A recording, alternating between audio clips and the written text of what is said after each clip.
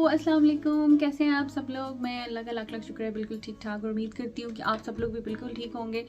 लेकिन अभी आप लोगों से मेरी एक रिक्वेस्ट है कि प्लीज़ चैनल को सब्सक्राइब कीजिए, वीडियो को अभी लाइक कर दीजिए और कमेंट बॉक्स में कमेंट ज़रूर कीजिए वीडियो देखने के बाद अगर आपके जहन में अभी भी कोई क्वेश्चन है।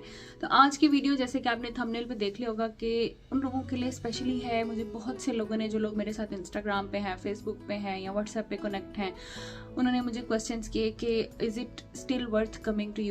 के आजकल भी मतलब कहते हैं कि जी हमने कई लोगों की ऐसी वीडियोस देखी हैं जो कहते हैं कि यूके मत आएँ, या यूके में अभी आजकल इन्फ्लेशन इतना ज़्यादा हो चुका है, महंगाई इतनी बढ़ चुकी है, टैक्स है, ये है वो है, तो उस सब की रियलिटी बताएं। बाकियों का तो नहीं पता, लेकिन लिटरली जब मैंने ये कमेंट्स भी देखे हैं लोगों के, उसके बाद मैंने खुद भी जाके यूट्यूब पे सर्च किया तो वाकई ऐसी काफ़ी वीडियोस है जिसमें काफ़ी जो लोग हैं वो इस तरह की बात कर रहे हैं। लेकिन मैं आपको यहाँ पे ये क्लैरिफाई कर दूँ, अगर आप देखें तो ये मोस्टली वो लोग हैं जो यहाँ पे प्रॉपर तरीके से नहीं आए होंगे, या तो वो 2 नंबर तरीके से इन द पास्ट कहीं आए होंगे 7-8 सालों पहले और सेटल होते होते उनको एक कोई अपना रास्ता सेट करते हुए टाइम लगा होगा, या फिर वो लोग होंगे जो कि स्टूडेंट्स हैं।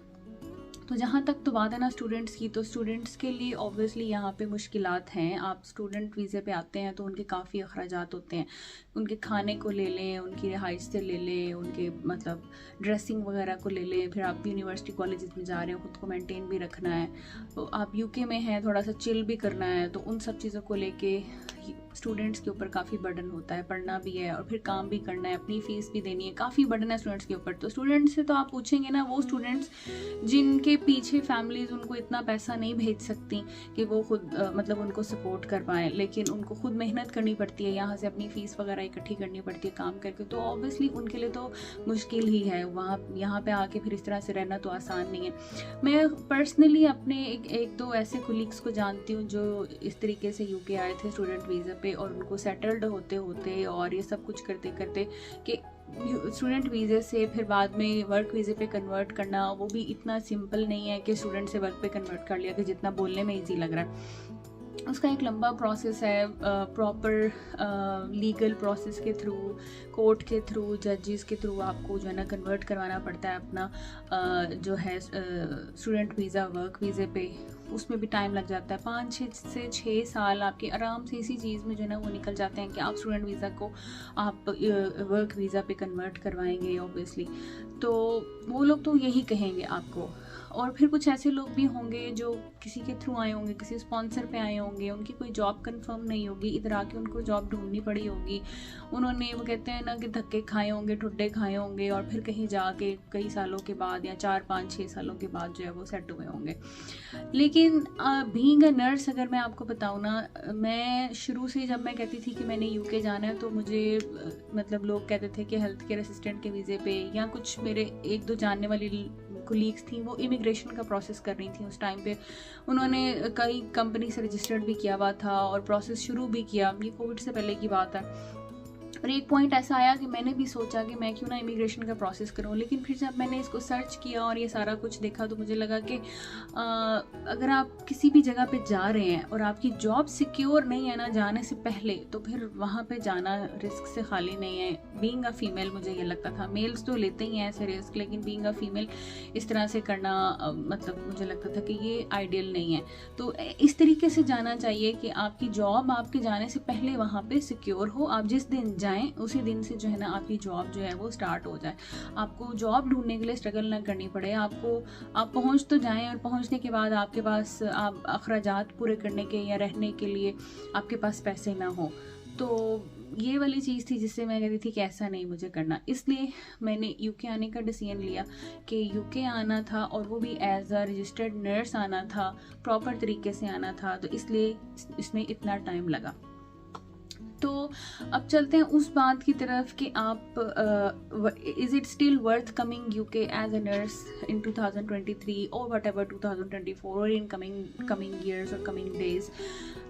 कमिंग ईयर्स और कमिंग डेज का तो मैं कुछ नहीं कह सकती, लेकिन अभी जो हालात है उसके हिसाब से आप अगर एज अ यूके आरएन आते हैं तो फर्स्ट ऑफ ऑल सबसे इम्पोर्टेंट चीज़ जो है वो ये कि एक तो आपकी जॉब जो है वो सेटल्ड होगी आपके आने से पहले ही। दूसरी चीज़, यूके आना क्यों जो है ज़्यादा बेहतर है as compared to other countries के। मैं अपना पॉइंट ऑफ व्यू आपके साथ शेयर कर रही हूँ जो कि लॉजिकल भी है। जैसे यूके अगर आप आएंगे तो बड़ा ही शॉर्ट प्रोसेस है आपका। अगर ओईटी हो गया है ना, तो ओईटी करने के बाद आपको तकरीबन मैक्सिमम 2 माह लगेंगे आपका सारा प्रोसेस ख़त्म होने में और आप यूके आ जाएंगे। शॉर्ट प्रोसेस है। दूसरी बात ये कि जब आप यूके आ रहे हैं एज अ नर्स, तो आपको यहाँ पे आके कोई शॉर्ट कोर्सेज नहीं करने, कोई ब्रिजिंग प्रोग्राम नहीं करना। लेकिन इसके अलावा अगर आप किसी दूसरे कंट्री का देखें, न्यूजीलैंड में, ऑस्ट्रेलिया में, कनाडा में, किसी और कंट्री में अगर आप चले जाएँ तो आपको ब्रिजिंग प्रोग्राम करना पड़ेगा, वो भी वहाँ पर जाने के बाद, और उसकी फ़ीस भी आपको खुद पे करनी पड़ेगी। कई जगह इवन माल्टा में भी ब्रिजिंग प्रोग्राम है, 6 माह का ब्रिजिंग प्रोग्राम है, जो कि आपको यूनिवर्सिटी से वहाँ पे करना पड़ेगा और उसकी फ़ीस आपको खुद देनी पड़ेगी। और तब तक आप एज अ RN वहाँ काउंट नहीं होंगे। ब्रिजिंग प्रोग्राम करेंगे, फिर आपके पास आपको जो है ना उसका एग्ज़ाम देंगे, फिर उसके बाद आपको उसकी पिन मिलेगी। तो यूके में आप आते हैं तो ऐसा कुछ नहीं है। आने के बाद आपने एक क्लिनिकल जो प्रैक्टिकल एग्ज़ाम है, ऑस्की जिसको बोला जाता है, वो देना है। आपने उसकी तैयारी ये लोग खुद करवाते हैं, आने के 3 हफ्तों के अंदर अंदर तैयारी करवाते हैं और आपको एग्ज़ाम जो है ना वो दिलवा देते हैं और उसके बाद आपकी पिन आ जाती है।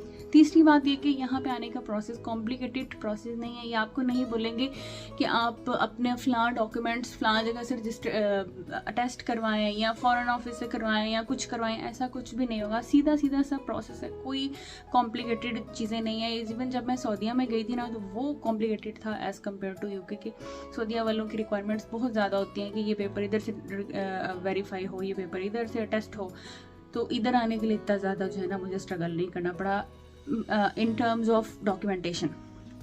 दूसरी बात यह है कि यहाँ पे यूके में अगर आप जनरल नर्स भी हैं, डिप्लोमा नर्स भी हैं, तो आप आ सकते हैं। आपको ज़रूरी नहीं है कि आप BSc नर्सिंग हो, आपके पास सिर्फ जो है ना एक रजिस्ट्रेशन आपका हो PNC के साथ, पाकिस्तानी नर्सिंग काउंसिल के साथ। आपके पास आपका कार्ड होना चाहिए, रजिस्ट्रेशन नंबर होना चाहिए, उसी की उन्होंने वेरिफिकेशन करनी होती है और आप यहाँ पर आ सकते हैं। लेकिन दूसरे कंट्रीज़ में अगर आप न्यूजीलैंड में जाते हैं, कनाडा में जाते हैं, ऑस्ट्रेलिया में जाते हैं, तो वहाँ पर आपको बैचलर नर्सिंग की ज़रूरत है। तो उन लोगों के लिए जो जनरल नर्सिंग है, ये एक गुड न्यूज़ है कि आप यूके आ सकते हैं जनरल नर्सिंग की बेस पे, ठीक है। और उसके बाद ये चीप है यहाँ पे आना इन टर्म्स कि आपका बहुत कम खर्चा होता है यूके आने के लिए। अगर आप देखें तो अगर आप अपने कुलीग से या जाने वाले लोगों से बात करें कि जब वो यूके आए तो 14, 15, 17 लाख, मैं तो बहुत पुरानी बात कर रही हूँ कि जब मुझे पता है कि मैंने कहीं सुना कि मेरे रिलेटिव्स में से कोई 12 लाख 14 लाख लगा के लड़के वर्क परमिट लिया और यूके आ गए। ये पुरानी बातें हैं, उस ज़माने में भी इतने ही लाख लोग देकर आया करते थे। तो अब अगर मैं बीइंग अ नर्स आने की बात करूँ तो उसमें है तकरीबन आपका 4 से 5 लाख से ज़्यादा खर्चा नहीं है यूके आने के प्रोसेस में। इसमें OET भी शामिल है, आपका CBT भी शामिल है, फिर आपके वीज़ा की फ़ीस आपके ट्रस्ट ने पे करनी है। ऑस्की यहाँ आने के बाद 1 अटैम्प्ट या 2 अटैम्प्ट कहीं ट्रस्ट ऐसे भी करते हैं, उन्होंने पे करनी है। कोई ऐसी चीज़ नहीं है जिसमें कोई बहुत बड़ा जो है ना वो खर्चा है। तो यहाँ पर आना इतना महंगा नहीं है, आप उसको ईज़िली अफोर्ड कर सकते हैं। एक बड़ा बेनिफिट यूके आने का ये भी है कि यहाँ पर आने के लिए आपको कोई लंबा चौड़ा एक्सपीरियंस की रिक्वायरमेंट नहीं, क्योंकि यह 80% एरियाज़ यूके कैसे हैं जहाँ पे ये आपको एज अ न्यू नर्स लेते हैं और सबकी सैलरी जो है ना वो सेम ही होती है। तो आप अपना इतना सा मिनिमम सा एक्सपीरियंस अपने जहन में रखें कि 6 माह या साल का एक्सपीरियंस आपके पास हो और उसके बाद आप जो है वो उसके लिए प्रोसेस जो है वो साथ से शुरू कर दें। तो इतना सा भी आपका एक्सपीरियंस हो तो आप आ सकते हैं। जबकि सऊदीया आपने जाना हो तो वो फ्रेश नर्सिस को नहीं लेते, वो मांगते हैं कि आपके पास 2 साल का कोई एक्सपीरियंस हो। अब अगर सऊदीया में आजकल जो वो ले रहे हैं, अगर किसी ने जनरल नर्सिंग की हुई है और उसके बाद वो पोस्ट RN भी किया है, तो जो एक्सपीरियंस वो काउंट करते हैं वो पोस्ट RN के बाद का एक्सपीरियंस काउंट करते हैं। इवन सऊदीया में भी अब वो जनरल नर्सिंग जो है उसको इजीली जो है ना वो जॉब नहीं देते। तो यूके तो मेरा ख्याल है बड़ी अच्छी एक डेस्टिनेशन है उनके लिए जो कि जनरल नर्सेज हैं। इसलिए अगर कोई आपको ये कहता है कि यूके आना वर्थ कमिंग नहीं है अब और यूके में उतना पैसा नहीं है या पहले वाले हालात नहीं रहे, तो आप प्लीज़ उसका बैकग्राउंड देखें कि वो कौन बंदा है, क्या बात कर रहा है, वो किस बेस पे बात कर रहा है और किन लोगों के लिए बात कर रहा है। बिल्कुल भी डिसहार्ट होने की या डीमोटिवेट होने की ज़रूरत नहीं है। मैंने पहले भी कहा है कि आपने अपना डिसीजन खुद लेना है, किसी ने आपका डिसीजन नहीं लेना। तो स्टे ट्यून विद मी और इंशाल्लाह ताला नेक्स्ट वीडियो में दोबारा मुलाकात होती है। इसके अलावा अगर आपके पास कोई क्वेश्चंस हैं तो प्लीज़ कमेंट बॉक्स में कमेंट ज़रूर कीजिएगा और आपसे मिलती हूँ इंशाल्लाह ताला एक अगले व्लॉग में। तब तक के लिए अल्लाह हाफ़िज़, take care, bye bye, Tata.